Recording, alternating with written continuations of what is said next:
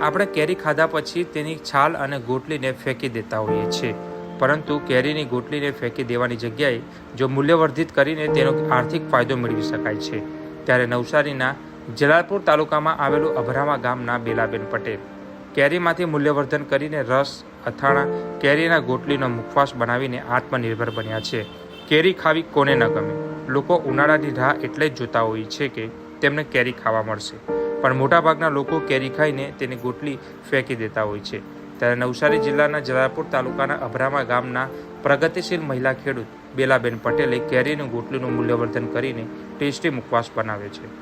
બેલાબેન પટેલે નવસારી કૃષિ વિજ્ઞાન કેન્દ્ર ખાતેથી તેમણે તાલીમ લીધી હતી અને આ રીતના મુખવાસ બનાવીને તેઓ એક આત્મનિર્ભર બન્યા છે અને સારી એવી કમાણી કરી રહ્યા છે। હાલ કેરીના મુખવાસ જે ગોટલીમાંથી જે મુખવાસ બનાવે છે તેના ભાવની વાત કરીએ તો 550 રૂપિયા કિલો જે મુખવાસ બેલાબેન પટેલ વેચે છે। તે ભારતમાં નહીં પરંતુ વિદેશમાં પણ તેમનો મુખવાસ વખણાય છે। અમેરિકા, લંડન, ઓસ્ટ્રેલિયા સહિત અન્ય દેશમાં તેમનો મુખવાસ પહોંચે છે।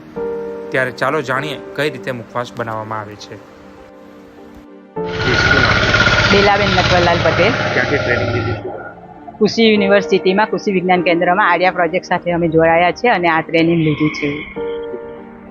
શું બનાવો છો? ગોટલીનો મુખવાસ બનાવું છું।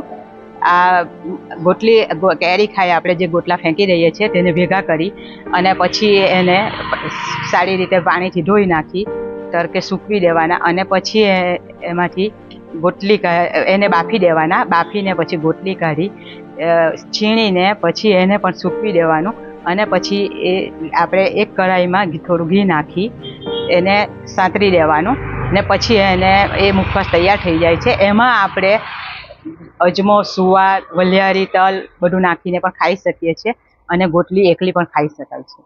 શું ફાયદા છે? એમાં B12 ભરપૂર રહેલો છે, જેને B12 ની ઉણપ છે તે ખાઈ શકે છે। ક્યાં જાય છે? કેટલા રૂપિયાના ભાવે?